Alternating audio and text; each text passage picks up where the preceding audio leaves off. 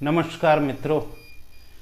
पहले तो मित्रों मैं आप सभी से कहना चाहूँगा, क्षमा प्रार्थी हूँ कि बहुत दिनों के बाद मैं वीडियो बना रहा हूँ, बट कुछ ऐसा शेड्यूल हो गया जिस वजह से मैं इधर 10-12 दिनों का गैप हो गया। तो चलिए मित्रों, आज मैं आपसे बात करूँगा राहु के बारे में और उसके इम्पैक्ट के बारे में। हम सब लोग दो प्लैनेट्स हैं जिनको ज़्यादातर एस्ट्रोलॉजी में मेलेफिक की तरह डिनोट किया जाता है, जो कि एक तो हो गया आपका राहु और दूसरा हो गया केतु। तो आज हम बात कर रहे हैं राहु की। मित्रों, ये जो राहु है ये एक ऐसा प्लैनेट है जिसकी आज के मॉडर्न डे कॉन्टेक्स्ट में राहु की बहुत ज़्यादा उपयोगिता है। मतलब मैं ये कहूँगा कि अगर आपको भौतिक तौर पे चीज़ों को पाना है या कुछ भी आप अपनी लाइफ में अचीव करना चाहते हैं तो उसमें राहु का बहुत ही ज़्यादा योगदान होता है। लेकिन मित्रों, ये जो राहु होता है वो ऐसा नहीं है कि हर किसी के चार्ट में प्लेस्ड है तो वो अच्छा ही काम करेगा। राहु के लिए कुछ स्पेसिफिक जगहें हैं हमारी कुंडली में जिन लोकेशंस के ऊपर राहु अच्छा काम करता है। और दोस्तों, आप इसका प्रैक्टिकल एग्जाम्पल बहुत सारे इन्फ्लुएंशियल लोग जो आज हमारे यहाँ सोसाइटी में जिनको आप देखते हैं, बहुत सारे पॉलिटिकल लेवल के ऊपर लोग, बिजनेसमैन, या अगर कोई आसपास भी आपको कोई ऐसा इंसान दिखता है जिसने अपनी लाइफ में बहुत प्रोग्रेस करी हुई है, तो उसके पीछे का एक ही प्लैनेट है, वो है राहु। मित्रों, जिन लोगों के 3rd हाउस में, 6th हाउस में, 10th हाउस में और 11th हाउस में, इन 4 प्लेसेस के ऊपर जिन लोगों के भी राहु होता है, आप देखेंगे कि इस तरह के लोग अपनी लाइफ में बहुत ज़्यादा ही ग्रो करते हैं। ये 3rd हाउस हमारे पराक्रम का हो गया, 6th हाउस हमारे शत्रुओं का हो गया, 10th हाउस हमारे प्रोफेशन का हो गया और 11th हाउस हो गया हमारी इच्छाओं का। अब आप अगर अपनी लाइफ में, डेली लाइफ में भी आप देखेंगे तो हमें पराक्रम की ज़रूरत पड़ती है। किसी से भी लड़ना है हमें, लड़ने का मतलब ये नहीं है कि आप फिजिकली किसी से लड़ रहे हैं। कहने का मतलब ये है कि आप सपोज करिए कहीं काम कर रहे हैं, आपको कोई कंपटीशन है, तो उस कंपटीशन से लड़ने के लिए वो जो एक ताकत मिलती है, वो अगर आपका 3rd हाउस में राहु प्लेस्ड है तो आप अपने अपोनेंट को मतलब बहुत आसानी से आप उसे परास्त कर लेंगे। आपका अपोनेंट शायद आपसे जीतने में सक्सेसफुल नहीं होगा, बशर्ते उसके भी चार्ट में कोई बहुत अच्छा कॉम्बिनेशन बन रहा है। 6th हाउस हो गया, 6th हाउस हमारा रोग, रिपु, ऋण, शत्रु। 6th हाउस में अगर आपके राहु है तो ये बहुत ही अच्छा राहु माना जाता है। ये आपके शत्रुओं के ऊपर विजय प्राप्त करने के लिए, आपकी बीमारियों, आपके जो भी कोई सपोज करिए आप कोई कोर्ट केस लड़ रहे हैं, उस टाइम पे ये राहु आपके लिए बहुत ज़्यादा इम्पैक्टफुल होता है, आपको बहुत हेल्प करता है आपकी प्रैक्टिकल लाइफ में। 10th हाउस में अगर आपके राहु है तो ये आपका प्रोफेशन की जगह होती है। तो आप बहुत सारे इन्फ्लुएंशियल लोगों को देखेंगे, बहुत सारे फिल्म स्टार्स को देखेंगे जिन्होंने बहुत अपनी लाइफ में राइज किया। उन लोगों के चार्ट में आप देखेंगे कि राहु जो है वो 10th में प्लेस्ड है और उन्होंने एक्सपोनेंशियली अपनी लाइफ में राइज किया प्रोफेशन के कॉन्टेक्स्ट में। 11th हाउस हमारी इच्छाओं का होता है। अब अगर यहाँ पे आपका राहु प्लेस्ड है तो ये राहु आपकी सभी इच्छाओं को पूरा करेगा। और हमारी लाइफ में ये जो 4 हाउसेस हैं, 3rd, 6th, 10th और 11th, इनका हमारी डेली लाइफ में अगर किसी इंसान को प्रोग्रेस करनी है, किसी इंसान को पैसा कमाना है, बहुत सारा पैसा कमाना है, बहुत लग्जरी लाइफ जीनी है, तो उसके लिए अगर उस इंसान का 3rd, 6th और 10th और 11th में राहु है तो ये राहु उसको बहुत ऊंचाई तक लेके जाएगा। और इसका एग्जाम्पल जैसा कि मैंने कहा कि आप बहुत सारे चार्ट्स में देख सकते हैं। तो मित्रों, ये जो राहु है, ये राहु आपकी लाइफ में बहुत इंपॉर्टेंट रोल प्ले करता है। मानिए 6th हाउस में आपके राहु है, आप किसी से, आपका कोई अपोनेंट है और आप उस अपोनेंट से, मानिए आपका उसके साथ कोर्ट केस चल रहा है, तो आप ये देखेंगे और इसको आप प्रैक्टिकली जब आप कुंडलियों के ऊपर ऑब्जर्व करेंगे तब भी आपको दिखेगा कि अगर इसका अपोनेंट, जो भी इस इंसान का अपोनेंट होगा, उसको वो इंसान जिसकी कुंडली में 6th हाउस में राहु है, उससे जीतने के लिए पहले तो ये पॉसिबल ही नहीं है कि आप इस तरीके के इंसान से जीत पाएं जिसके 6th हाउस में राहु है। और अगर आप जीतने का प्रयास भी करेंगे तो आपको बहुत चैलेंजेस आएंगे, बट ये इंसान जिसके 6th हाउस में राहु है वो बहुत आसानी से अपने अपोनेंट्स को परास्त कर देगा। वैसे ही आपका 3rd हाउस का राहु, आप ये जो 3rd हाउस होता है मित्रों, ये हमारी काम, इसको हम कहते हैं काम, इसको हम कहते हैं क्रोध, और इसको हम कहते हैं अपनी इच्छाएं। तो अगर किसी भी इंसान के अंदर बहुत सारी, इसको हम कह सकते हैं काम वासना है, मतलब ये शायद उतना अच्छा शब्द नहीं होगा, बट कोई इंसान किसी भी चीज को देखता है और उसके अंदर तुरंत ये लगता है कि नहीं मुझे ये चाहिए, तो ये जो भाव है, जब इस भाव में आपके राहु बैठा हुआ है तो ये राहु आपको आपकी प्रैक्टिकल लाइफ में बहुत मदद करेगा। किसी भी तरीके की कोई भी आपके अंदर कोई जागृति हो रही है, आप देखते हैं कि अरे ये गाड़ी है, ये तो गाड़ी बड़ी अच्छी है, तो आप तुरंत उसके लिए प्रयास करना स्टार्ट करेंगे, क्योंकि ये 3rd हाउस हमारे एफर्ट्स का है। और राहु क्या है मित्रों, राहु जो है वो चीजों को एक्सपेंड नहीं करता, वो एकदम ब्लास्ट करता है।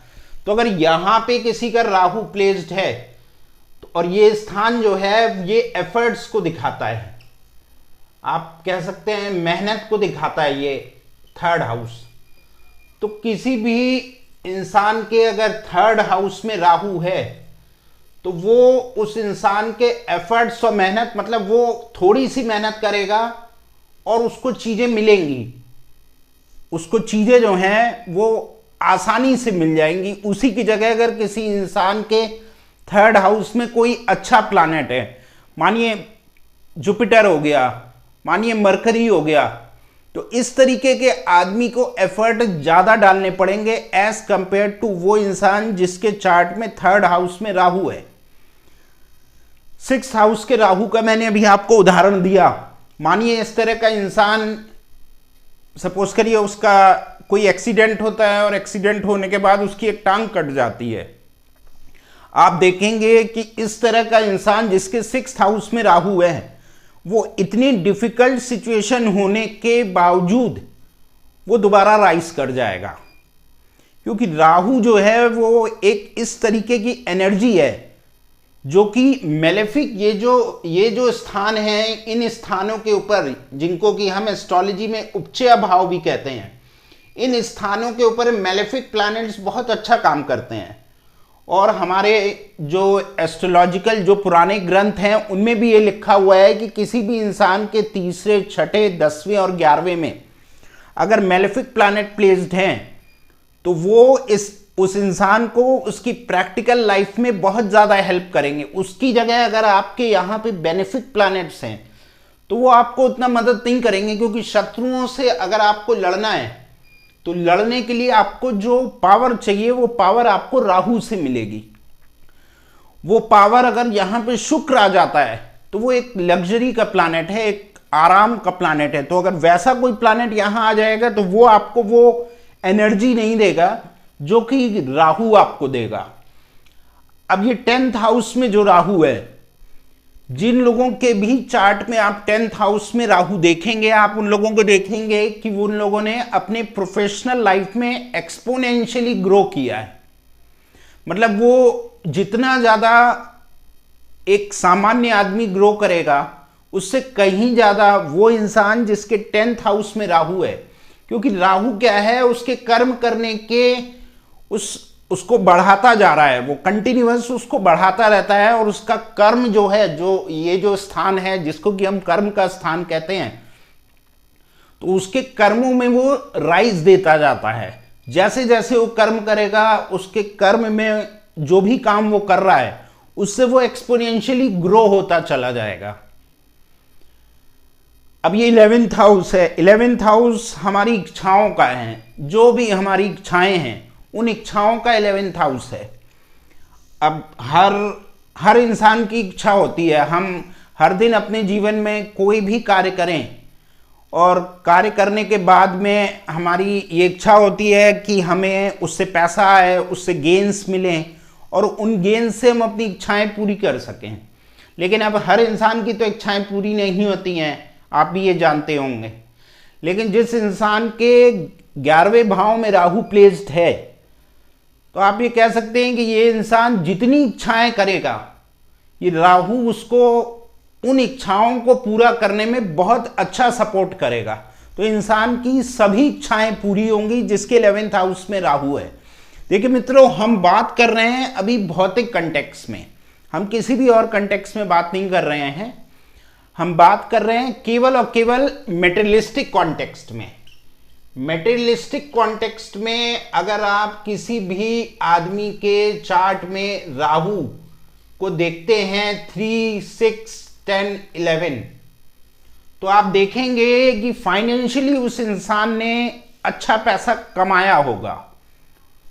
हो सकता है कि वो पैसा उसने गंवाया भी हो, कुछ अलग कॉम्बिनेशंस भी अगर इसके ऊपर इंपैक्ट डाल रहे होंगे इन चारों हाउसेस पे, लेकिन उस इंसान ने पैसा तो कमाया होगा।